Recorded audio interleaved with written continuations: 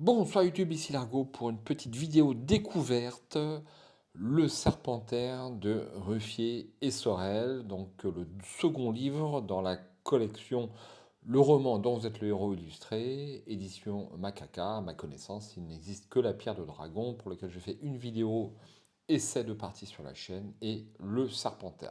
Alors le Serpentaire semble recueillir un certain nombre de suffrages sur les deux petits sondage que j'ai fait récemment pour savoir dans quelle aventure j'allais me diriger parce que j'avais besoin d'aide et deux ouvrages sont ressortis nettement en pole position. Les tisseurs d'orage que je jouerai prochainement, très très prochainement sur la chaîne, et puis le Serpentaire qui est ici devant vous.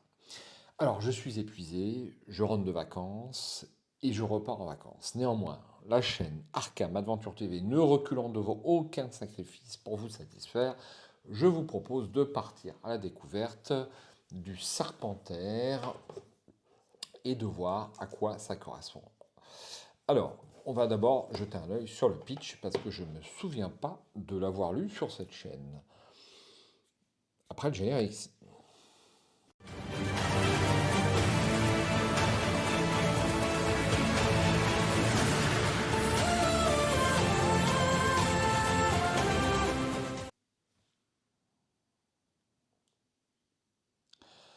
Vous êtes Arcane Rivelac, la vipère.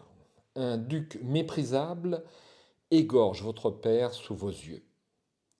Vous fuyez la demeure, vous avez grandi avec un seul objectif en tête, venger votre famille. Secrètement initié au métier d'assassin, formé à tuer, votre quête sera sans pitié. Parviendrez-vous à retrouver le meurtrier? Combattez, infiltrez-vous et faites les bons choix pour mettre la main sur la vipère afin d'assouvir votre soif de justice, car vous êtes le héros. C'est à partir de 13 ans, de même que le précédent volume d'ailleurs. Et bien voilà une mise en appétit tout à fait intéressante qui me rappelle le roman d'Heroic Fantasy L'Assassin, que d'ailleurs je n'ai pas lu mais je connais la série, et peut-être d'ailleurs que c'en est librement inspiré. Alors on démarre par une splendide feuille de personnage, il faut bien le dire, c'est très très joli. Cette double page présente les caractéristiques et l'inventaire de votre personnage. Elle vous permet de mettre à jour vos capacités et talents ainsi que tous les objets armes que vous trouverez durant votre périple. Bon, je pense qu'on va détailler tout ça, mais ça me paraît assez volumineux, hein, avec une partie alchimie et un herbier, peut-être avec des plantes à repérer sur certaines images. Il me semble que j'avais reproché à la Pierre du Dragon peut-être de ne pas avoir assez exploité les images présentes dans le livre. Bon, je parle ça de mémoire, ça fait déjà un certain temps que je l'ai joué. Alors, règle du jeu. En début de livre, vous trouverez un parchemin de quête qui vous servira tout au long de l'aventure. Vous pouvez aussi le télécharger sur le site macacaedition.com dans la rubrique Goodies. Dans la série Le Serpentaire, alors on apprend que c'est une série apparemment, vous incarnez Arcane Rivelac, fils d'une famille noble, aguerri au métier d'assassin. Selon vos choix rationnels et votre intuition, Arcane pourra posséder des caractéristiques variées. En effet, contrairement aux autres livres de jeux de rôle en solitaire, dans le Serpentaire, vos actions nourrissent l'expérience de votre personnage. Par exemple, plus vous crochetterez les serrures, plus cela sera facile à faire. De même, plus vous combattrez, plus vous serez habile au combat. Avant de commencer, posez les bases de votre personnage. Ici, pas de jet de dés ni de hasard, c'est vous qui décrétez les forces et les faiblesses de votre héros. Note importante, le Serpentaire est un livre à choix multiples. Lorsqu'il vous est proposé de choisir votre chemin, rendez-vous au numéro correspondant. Lisez attentivement les règles du jeu, nous avons fait en sorte que l'aventure soit équilibrée. Aussi, profitez du début de l'histoire qui sert d'initiation pour bien appréhender les mécanismes de votre personnage. Lorsque vous utilisez votre Arbaswelt, oui, je prononce bien, vos poignards de lancer et vos souverains, la monnaie de Flotieux, n'oubliez pas de les effacer de votre inventaire. Les illustrations sont très importantes, voilà qui est intéressant. En effet, des indices y sont parfois cachés. Il se peut qu'un numéro de paragraphe y soit dissimulé. Si vous l'apercevez, rendez-vous-y afin d'obtenir un avantage pour votre quête. Si vous repérez des souverains ou des plantes servant à l'élaboration des potions, prenez-les et ajoutez-les à votre bourse et à votre poche à herbe. Un traité d'alchimie et son herbier en fin de livre vous permettront de reconnaître les ingrédients nécessaires à vos décoctions. Attention, vous commencez votre aventure sans le moindre équipement. Bon, alors là, on a différentes caractéristiques déjà qui paraissent assez sympas, à savoir que comme dans tout RPG, plus on se servira d'une capacité, plus on sera efficace. C'est une notion assez intéressante qui n'est pas toujours développée dans les livres. Et puis d'ores et déjà, on sait qu'on va pouvoir trouver des plantes, voire même de l'argent caché sur les images. Donc on va avoir peut-être une forte interactivité avec les illustrations. Plusieurs capacités, l'habileté, la force, la vigueur, et la discrétion. Alors, la vigueur commence à 15 points initiaux, et pour les autres, ça va être à déterminer. En début de jeu, vous disposez de 5 points à répartir à votre guise entre votre habileté, votre force et votre discrétion. Ces points constituent les points initiaux de capacité de votre personnage. Alors, 5 points divisés entre 3 capacités, c'est pas beaucoup, hein, ça fait même pas 2 de moyenne dans chaque. Les points réels sont vos capacités effectives lorsque vous détenez de l'équipement. Si vous obtenez une arme ou une armure, ajoutez les points de caractéristiques de l'objet à vos points initiaux. Notez que durant votre aventure, vos capacités seront amenées à évoluer. Vous perdrez de la vigueur lorsque vous serez touché au combat, vous gagnerez de l'habileté et de la force quand vous aurez une arme à la main. Vous pouvez rencontrer une case indiquant les points d'expérience. À la fin d'un combat ou d'un chapitre, vous devrez en ajouter à votre personnage. 20 points d'expérience se convertissent en 1 point initial de capacité. Attribuez-le au choix, puis remettez vos points d'expérience à 0. Ne pas oublier. Équipement modificateur. Inscrivez ici vos équipements et leurs effets sur votre personnage. Cet emplacement sert de pense-bête car il suffit d'ajouter votre capacité initiale aux effets de l'équipement modificateur pour connaître votre capacité réelle. Bon, ça paraît classique. Les talents. Arcane, votre personnage dispose de 6 talents. À vous de décider dans quel domaine il s'est spécialisé durant sa formation d'assassin au sein de la forteresse de pénitence. Vous disposez de 12 points à répartir à votre convenance. Nous avons le savoir, la manipulation, l'incantation, le crochetage, la mêlée, le tir. Donc nous avons effectivement 6 talents et 12 points à répartir. Alors est-ce qu'on va répartir les points de façon équilibrée ou au contraire faire un personnage extrêmement doué pour le crochetage?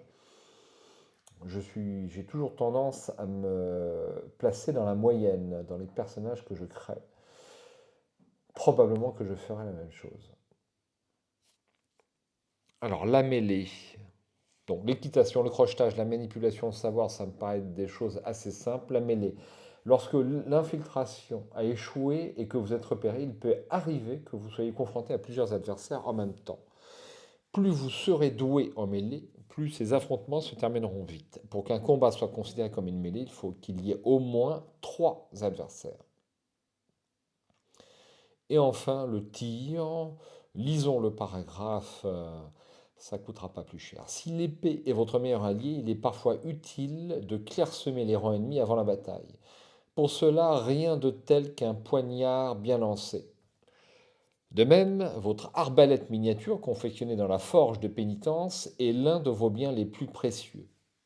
Pliable et puissante, elle vous permet d'éliminer vos cibles à distance. Les forgerons de pénitence, qui ne manquent pas d'humour, ont nommé cette petite arme mortelle Arbaswelt. Durant votre entraînement, vous avez découvert que vous aviez des talents plus développés que d'autres. Répartissez 12 points entre vos talents concernés.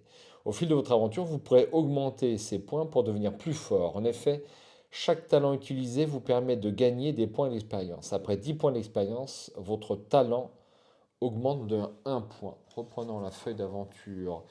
Un poil. Effectivement, vous avez ici des petites cases à cocher pour à chaque fois que vous utilisez votre talent, pour collecter des points d'expérience et finir par augmenter cette capacité. La table du destin. Alors la table du destin, on va la consulter tout de suite, si vous êtes d'accord. À la fin du livre, ils indiquent. Voici. Alors, est-ce que ça serait un D10? J'espère que c'est un D10 parce que j'ai horreur des tables du destin.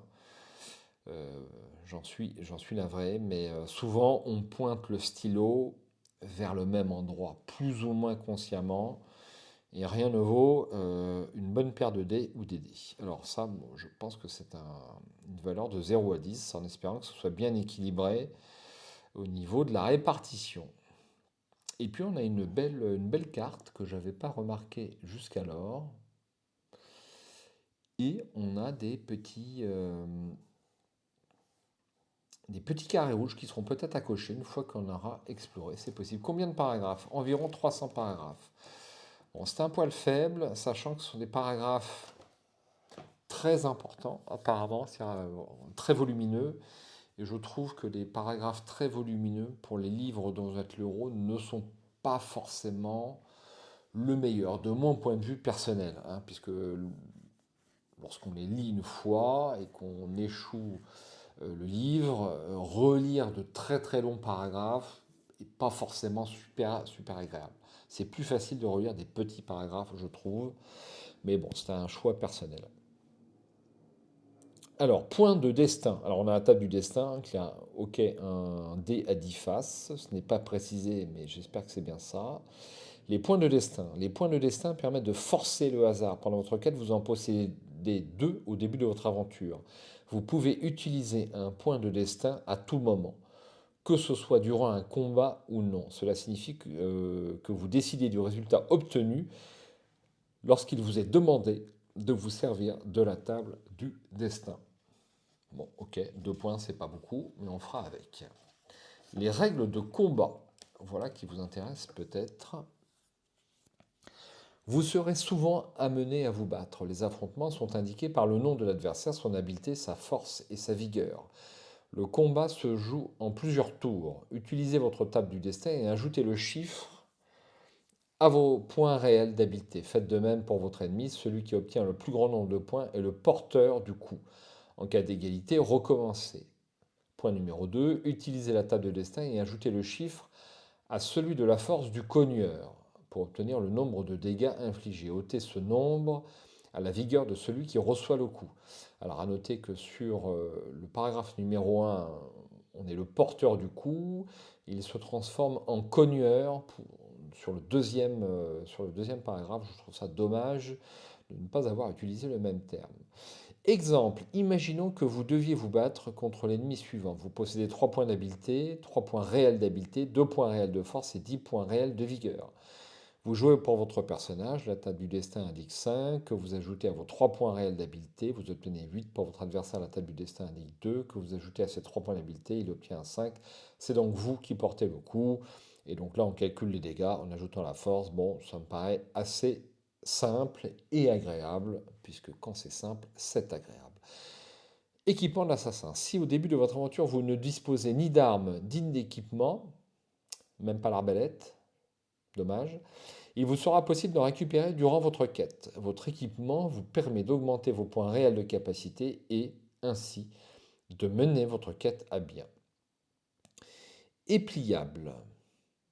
Arme de base des assassins. C'est une épée à lame rétractable rangée à votre ceinture. Elle vous permet de vous déplacer facilement et discrètement sans crainte de l'accrocher dans un meuble ou une porte alors que vous tentez d'être furtif. Ainsi, franchissez n'importe quel barrage en passant pour un homme désarmé. Alors, deuxième équipement, le dissimulame. Un assassin est avant tout un expert de la dissimulation d'objets létaux, qui sait approcher sa cible sans éveiller les soupçons. À chaque avant-bras, vous cachez un dispositif de lame rétractable. Ôtez la sécurité et tournez le poignet pour qu'elle sorte. Il vous sera très facile de vous faire passer pour un badaud, d'approcher deux gardes qui bloquent une porte et de leur planter vos lames dans la gorge. Redoutable. Et enfin, pas enfin, c'est le troisième équipement, il y en aura d'autres, l'arbat svelte. Le contact direct n'est pas toujours souhaitable et parfois il est judicieux de tuer vos ennemis à distance. Pour cela, le forgeron de pénitence a conçu l'arme ultime.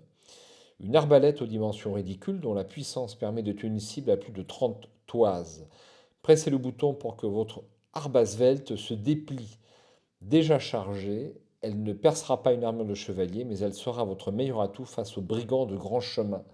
Dans votre équipement, vous disposez d'un certain nombre de munitions, des carreaux dont vous mettrez le nombre à jour selon votre utilisation. Dans certains cas, vous pourrez récupérer des carreaux déjà tirés. L'arbre asphalte se range à votre ceinture lorsqu'elle est pliée, tandis que les carreaux sont dans votre manteau. Ensuite, nous pourrons, au cours de l'aventure, acquérir un cache-pain. Votre quête ne sera pas de tout repos et vous devrez prendre des décisions délicates. Faut-il se battre ou fuir? Si vous choisissez la seconde option, il se peut qu'un mur vous barre la route ou qu'un toit vous rende la tâche difficile. Heureusement, à votre avant-bras gauche, propulsé par un très puissant ressort, vous disposez d'un grappin qui se déploie et se replie avec rapidité grâce à un bouton. Vous pourrez ainsi tirer à l'arbre asphalte de la main droite tout en escaladant les murs. Voilà le summum de la technologie issue de la forteresse de pénitence. Ça me fait un petit peu penser à l'inspecteur Gadget pour l'instant, mais c'est une note du lecteur. Manteau. Voilà quelque chose de plus simple. C'est le vêtement de base de l'assassin, une protection légère et utile pour le combat. Cousu dans un cuir de bovin, des trois piliers et traité avec une huile secrète, ce manteau dispose de trois atouts essentiels. Sa performance thermique est exceptionnelle et supporte des températures extrêmes. En plein désert ou sur un pic enneigé, vous serez toujours en condition optimale. Sa fabrication est particulièrement efficace. Sous le cuir sont intégrées des mailles de fer aqueux et légères, si légères qu'elles n'augmentent pas son poids. Et enfin, il comporte de multiples rangements destinés aux armes et aux objets. La sacoche à herbe et sacoche à fiole. Rangées dans une poche de votre manteau, ces sacoches peuvent accueillir 10 plantes et 6 fioles. Les herbes permettent de créer des poisons, des potions, remèdes et poisons, à verser dans les fioles. Bu, une fiole devient vide. Vous pouvez créer des potions seulement quand l'aventure vous le permet. La potion de moineau ainsi que l'élixir de versant sont utilisables hors combat uniquement, contrairement aux autres. Nous avons aussi une poche à carreaux d'abasalte. Vous pouvez disposer de 12 carreaux au maximum. Supprimez-en ou ajoutez-en dans votre poche à carreaux selon les indications du narrateur. La poche interne droite, objets spéciaux. Cette poche dispose d'une contenance illimitée vous permettant de ranger les objets spéciaux contenus lors de certaines actions spécifiques. Ces objets sont des récompenses qui vous permettront d'accéder à des lieux particuliers. À la ceinture vous permet de ranger et sortir facilement votre épliable et votre arbasvette. Vous y rangez également 6 poignards de lancer et un silex à amadou qui sert à allumer des foyers. Lorsque vous jetez ou récupérez un poignard de lancer, n'oubliez pas de mettre à jour le nombre correspondant sur votre parchemin de quête. La besace, discrète et extrêmement pratique, vous la portez en bandoulière et y rangez les objets communs récoltés durant votre quête. Elle contient 10 objets au maximum, sachant que certains occupent 2 emplacements, voire plus. N'oubliez pas de les inscrire sur votre parchemin de quête. Si vous souhaitez récupérer un objet mais que vous n'avez plus de place, il faudra vous séparer d'un autre. Une bourse de cuir jusqu'à 100 souverains. Et enfin, une dague accrochée au mollet en cas de coup dur. Donc voici pour les règles. C'est bien présenté, c'est efficace, c'est sobre, ça paraît ludique, c'est cool. à la différence de Loup maudit. Allez hop, on en remet une petite couche. Je continue si vous m'autorisez. Alors on attaque le début de l'aventure. C'en est fini pour les règles. Si vous voulez bien m'écouter un instant, nous allons attaquer un ou deux paragraphes. Très peu de spoil, rassurez-vous. Votre destinée.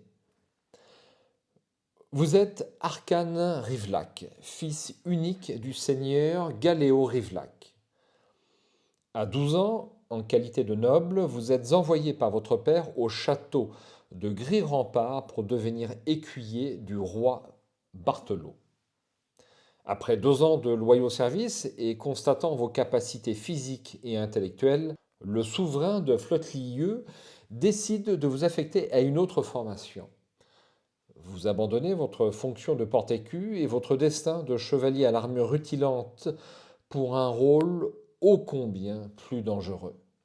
Vous devenez apprenti assassin pour le comte de la Couronne.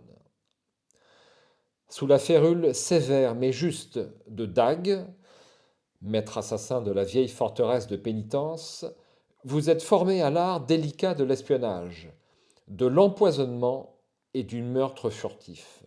3 années durant, vous maniez les pliables, les dissimulames et l'arbre à svelte. Vous étudiez l'alchimie, la médecine, la littérature, l'histoire, ainsi que les techniques de manipulation et la survie en milieu hostile. Vous musclez votre corps grâce à d'incessants combats, aiguisez votre vue sur les cibles mouvantes et ingurgitez maints poisons pour habituer votre organisme. Votre entraînement martial, conjugué à votre excellence dans la furtivité, fait de vous une arme humaine exceptionnelle et fatale. Dans quelques semaines, à l'aube de vos 18 printemps, votre formation d'assassin sera terminée et vous serez apte à partir en mission pour le compte du roi. Mais pour le moment, vous devez temporairement quitter la forteresse de pénitence pour rejoindre votre père au sein du château familial afin de célébrer la fête de Saint-Gordard, comme le veut la tradition. En effet, en tant que fils du seigneur local, vous ne pouvez déroger à vos obligations. Votre maître vous a octroyé 9 jours et vous avez déjà hâte de revenir pour achever votre apprentissage. Vous chargez votre équipement d'assassin sur votre cheval et, vêtu de vos habits de cavalier, vous prenez la route pour 4 jours de voyage. Après quelques arrêts dans des auberges de campagne, vous arrivez aux portes de Rivlac, village accolé au château de votre père. Si la bourgade n'est pas située sur une grande route commerciale, son marché est suffisamment réputé et riche en articles de choix pour que de nombreux marchands affluent. L'autre attraction est le château de Rivlac lui-même, l'un des plus anciens de Flottilieu, excusez-moi pour la prononciation, dont la crypte recèle de nombreuses reliques. Vous longez la rue principale, porté par une joie délicieuse. Vous êtes de retour chez vous. Vous êtes parti à l'aube du relais Le Chaudron d'Argent pour arriver avant midi. Le voyage a été agréable en cette fin d'hiver, malgré ce petit crachin qui est tombé il y a 1 heure. Il vous tarde de retrouver votre père ainsi que son plus fidèle ami, le vieux Gunther, intendant du château. Votre dernier venu remonte à la dernière fête de Saint Gordard, qui rend hommage à l'héroïque Gordard, mort au combat en emportant dans sa chute l'immonde Béalzèle le chimérique. D'ailleurs, durant quelques années, le château de votre père a constitué le bastion du héros lors de sa confrontation avec les forces du mal.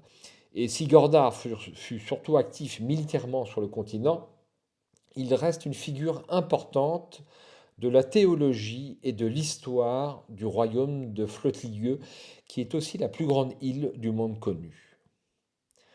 En traversant le village, vous apercevez, près des tavernes, des soldats pendant les armoiries des divers duchés et baronnies de la région, ainsi que d'autres petites seigneuries locales, à l'instar de celle de votre père. Dans les rues, les étals exposent leurs marchandises à profusion. Pain, vin, viande et herbes aromatiques embaument l'air. Des pêcheurs débarquent sur les quais du lac et sont accueillis par leurs femmes. L'ambiance est festive et vous êtes heureux de délaisser quelques jours le rude entraînement dispensé par votre maître. En y repensant, vous tâtez le sac contenant vos effets d'assassin pour vous assurer de ne rien avoir perdu pendant le voyage. Il est enveloppé d'un drap car personne ne doit connaître votre charge royale secrète. Pourtant, un assassin doit toujours disposer de son équipement à proximité, c'est la règle. Même votre père ignore votre futur statut. Il vous pense lieutenant dans l'armée de Barthelot, un gris rempart.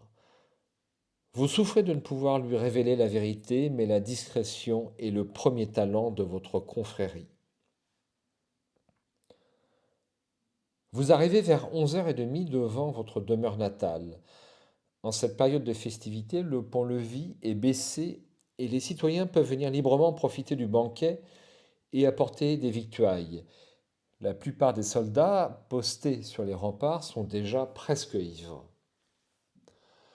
Dans la cour du château, véritable fourmilière, plusieurs grandes tables sont dressées et les volontaires s'affairent pour les garnir de provisions, des verres en bois et de tonnelets de vin. Des feux ont été allumés pour les porcelets et les agneaux à la broche. Sous un préau se trouve la table d'honneur, longue de plusieurs dizaines de pieds, autour de laquelle se retrouveront d'ici moins d'une heure les seigneurs et barons pour se goinfrer et boire à volonté. Vous avancez jusqu'à la grande porte du château de Rivelac. Vous descendez de votre cheval pour le mener aux écuries où il sera pansé et nourri.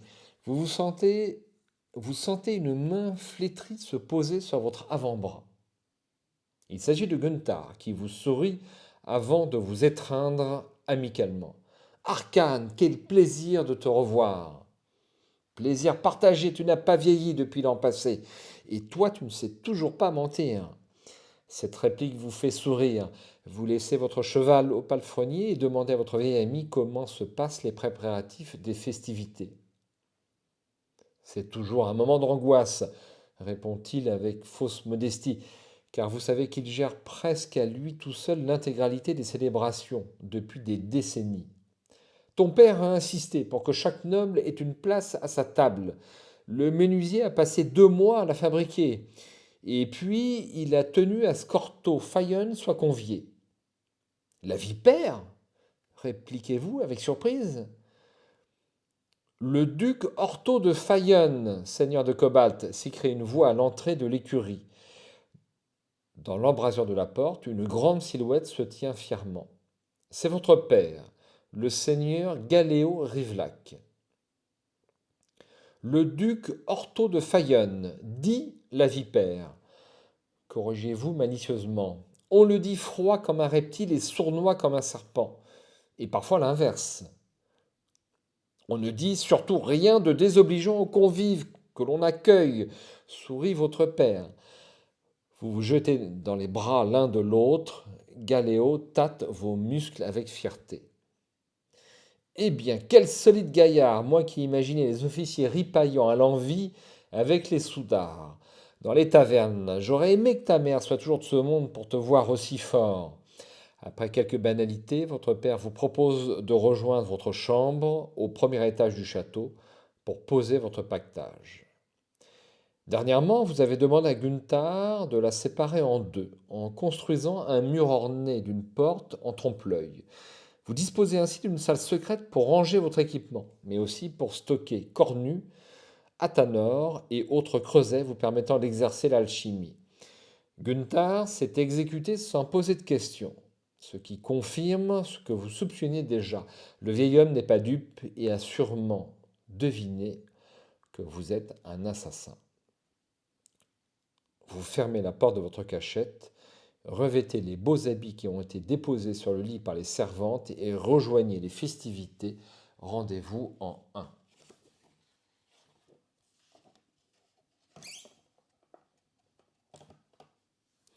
Alors voici une première illustration de la ville. Les cloches de l'église purificatrice tintent au loin, annonçant la mi-journée. Vous arrivez dans la grande cour du château où la plupart des nobles et invités de votre père sont en train de s'asseoir. Aux abords des autres tables, les villageois, conviés également, s'affairent pour trouver les places les plus proches des convives de marque. Une bonne odeur de cochon grillé embaume l'air. L'humeur est festive et conviviale. Vous vous asseyez à la plus grande table, sous le préau, à côté du prêtre du village et de l'apothicaire qui possède sa boutique près des remparts du château. Vous échangez quelques paroles avec eux tout en lançant du coin de l'œil des regards vers votre père, en pleine discussion avec un homme roux à la mine austère. Vous reconnaissez Ortho de Fayenne, la vipère, le duc qui vit à plusieurs centaines de lieues de Rivelac, dans son château de Cobalt. Fayenne et votre père ne se sont jamais très bien entendus, ce dernier prenant le premier pour un être cruel et avide de pouvoir et d'argent. Il fut nommé duc par le roi il y a une dizaine d'années, lors d'une incursion de la République des Trois Piliers dans le royaume. Ortho avait fait le ménage. Salement, selon les dires, ce fut après cet excès de violence que Fayenne prit le surnom de la vipère, animal qu'il représenta par défi sur son blason. Les autres convives sont quelques notables du coin, des barons, des nobliaux et quelques officiers de l'armée de la vipère. Vous vous étonnez de la présence d'autant de soldats portant les couleurs du duc, mais vous vous rappelez immédiatement que la vipère a de nombreux ennemis et qu'il doit constamment être entouré de gardes pour sa sécurité. Votre père se lève alors et fait face à l'assemblée. Il tient un verre qu'il porte devant lui et prend la parole. Mes amis, chers Rivelassois, duc, je suis très heureux de vous accueillir en ce jour de fête pour célébrer la victoire de Saint-Gordard sur le mal, mettant ainsi fin à des années de terreur et de mort. Puisse son sacrifice apporter la lumière sur nos têtes et que son exemple nous guide dans les choix moraux qui jalonnent notre existence. Je déclare la célébration de Saint-Gordard ouverte et vous souhaite une journée des plus agréables. À la vôtre, mes amis. Tout le monde trempe ses lèvres dans son verre pour applaudir. Ensuite, vous prenez une petite gorgée de vin et le recrachez aussitôt. Une amertume vient de passer sur votre langue et il ne vous faut pas moins d'une demi-seconde pour soupçonner du poison. Vous redressez la tête et constatez qu'aucun officier du duc n'a goûté le vin. Du poison, hurlez-vous, ne buvez pas. Hélas, presque tout le monde a déjà bu au moins la moitié de son verre. Aussitôt, le curé à votre droite s'effondre, accompagné de l'apothicaire. Derrière vous, des cris s'élèvent parmi les villageois et déjà, les premiers se tordent de douleur. Vous voyez le visage de votre père se décomposer tandis que celui d'Ortho Fayenne rayonne. Avec effroi, vous voyez les yeux du duc devenir noirs comme la nuit. Est-ce une hallucination du poison que vous venez d'incurgiter? Une douleur vous assaille le ventre et vous tombez de votre chaise. Malgré vos connaissances alchimiques, vous ignorez quelle horrible toxine s'écoule dans votre organisme. Vous vous baissez pour vous forcer à vomir. Une fois l'estomac vide, vous vous redressez pour constater avec horreur que votre père est maintenant allongé sur la table, la tête sur le côté et le regard vide. Galéo Rivelac vient de mourir et vous prenez conscience, l'espace d'un instant, que vous êtes devenu orphelin. Le poison continue de se frayer un chemin dans vos veines, mais vos années passées à vous intoxiquer volontairement font que vous subissez moins ces affres que le reste de l'assemblée. Vous voyez Ortho relever la tête de votre père, sourire, puis la laisser retomber sans ménagement.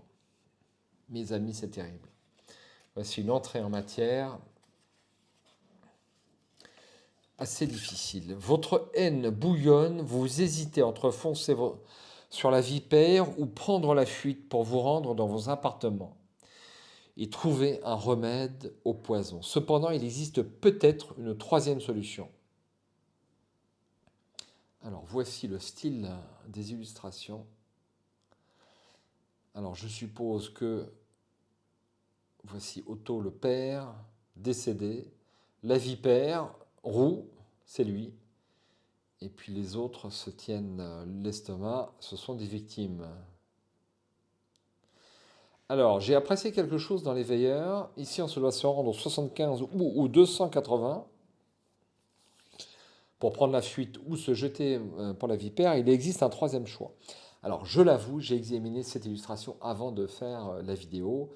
Et j'ai examiné, j'ai cherché le troisième choix et je l'ai trouvé. Alors, c'est l'initiation, hein, pas de spoiler. Regardez, regardez, c'est bien dissimulé. Donc ici, il y a un chiffre, c'est le 120. Alors j'ai apprécié un truc dans les veilleurs, c'est que pour les numéros cachés, la typologie de caractères était toujours la même. Donc ça évite peut-être quand même de se triturer les méninges dans tous les sens, de devenir un peu paranoïaque et néanmoins de devoir chercher. Moi j'ai apprécié ça dans les veilleurs, savoir que c'est difficile, mais uniquement dans une certaine mesure. Bon là, ça se voit, mais c'est l'initiation. Alors on va par plaisir faire quand même quelques paragraphes, on va aller au 120. Vous attrapez le couteau sur la table par son manche pour le lancer de toutes vos forces en direction de la vipère. L'âme effectue des tournoiements sur elle-même et se plante dans le front du duc qui s'effondre sur le dos de votre père. Tout semble s'arrêter autour de vous comme si chacun, ami ou ennemi, venait de comprendre que la félonie avait pris fin. Puis des ricanements, faibles au début, se transforment en rires gras et sonores. Le duc se redresse et retire le couteau de son front, dans une giclée de sang noirâtre et poisseux. Vous frémissez à cette vue, alors que les cris retentissent à nouveau, accompagnés du fracas des armes. Tout cela n'a aucun sens. Comment est-ce possible? Vous décidez de fuir, vous gagnez cependant un point de destin. Rendez-vous au 280. Allez, on s'en fait un petit dernier, le 280. 280. Bien qu'étourdi par le poison, vous tentez de garder l'esprit clair. Dans la confusion générale, vous n'avez aucun mal à vous frayer un chemin vers le hall d'entrée qui est encore à quelques toises. La cour est dans un chaos total. Les soldats du duc se ruent sur ceux de votre père et le bruit des métaux qui s'entrechoquent résonne contre les murailles. Vous parvenez à saisir une épée au sol, laissée par un garde de Rivelac. Notez cette épée dans votre besace, elle ajoute 3 points à votre habileté et à votre force, et retranche 1 à votre discrétion. La main sur la poignée, vous avancez à couvert entre les tables renversées et les tonneaux. Les pavés de la cour intérieure rougissent du sang qui s'échappe des victimes du carnage. Pourquoi Orto a-t-il mené cette attaque cruelle et lâche? Vous l'ignorez, et pour le moment, en comprendre la raison n'est pas votre principale préoccupation. Même si vous avez régurgité le poison, vous sentez qu'il a eu le temps d'agir, car votre vue se brouille par intermittence. Il faut à tout prix que vous rejoigniez votre chambre pour prendre l'antidote générique que vous gardez par précaution dans la pièce secrète que vous avez aménagée. Mais pour cela, il va falloir franchir le hall d'entrée, puis vous rendre à l'étage supérieur. Vous continuez à avancer en esquivant les assaillants. Avec vos habits de bourgeois, les soldats du duc ne vous prennent pas pour une menace, trop occupés qu'ils sont à en découdre avec les gardes du château. Vous êtes à la porte du hall lorsque vous entendez votre nom retentir derrière vous. Un soudard d'Orto vous a reconnu et alpague 2 de ses camarades pour venir vous chercher. Vous franchissez la porte d'entrée en toute hâte et devez maintenant décider très vite de la suite de votre plan. Alors voici une nouvelle illustration qui est assez sombre. Je vais immédiatement profiter du zoom, n'est-ce pas, de l'iPhone. Si vous tentez de baisser les lourds battants de la porte derrière vous, allez en 62. Si vous préférez courir comme un dératé jusqu'au premier étage, rendez-vous au 190. Il me paraît bien plus judicieux de courir, hein, puisque là, fermer la porte alors qu'ils sont sur nous me paraît hautement improbable. Alors, je ne vois pas de numéro caché, donc je crains qu'on ne passe un peu de temps sur les illustrations, n'est-ce pas? Puisque on va devoir examiner à la loupe toutes les illustrations, un petit peu comme sur les veilleurs. Mais ça me paraît super intéressant. Alors ça me paraît très ludique, très stratégique, très tactique, puisqu'on a une feuille de personnage quand même assez imposante avec de multiples cases. D'ailleurs, j'aimerais vous la remontrer pour terminer. La voici. Par contre, au niveau du style, je place les Veilleurs et les âmes seules à présent que j'ai connu ces deux ouvrages sur le piédestal, hein, à savoir un 10 sur 10. Et là, on est quand même un petit peu inférieur. On sent que l'auteur a un petit peu moins l'habitude et ça m'a paru un petit peu plus, on va dire, loup solitaire. Voilà, ça me rappelle beaucoup loup solitaire pour l'instant, mais j'aime beaucoup le fait qu'on va devoir chercher des plantes. Ça me rappelle la 7e citadelle un petit peu. Et je suis impatient de le jouer. Alors, l'une de mes prochaines vidéos, ça sera non pas la pile de la honte, mais la pile de la frustration. Parce que malheureusement, je suis moi frustré en permanence par le nombre de choses de qualité qu'il y a à faire. Et de toute évidence, ce Serpentaire en fera partie. Donc ça sera joué de toute évidence à la lumière de cette découverte sur la chaîne un jour ou l'autre. Mais vidéo suivante, ça sera les tisseurs de rage. Merci de m'avoir suivi. Et puis j'espère à bientôt pour de nouvelles aventures littéraires. Ciao.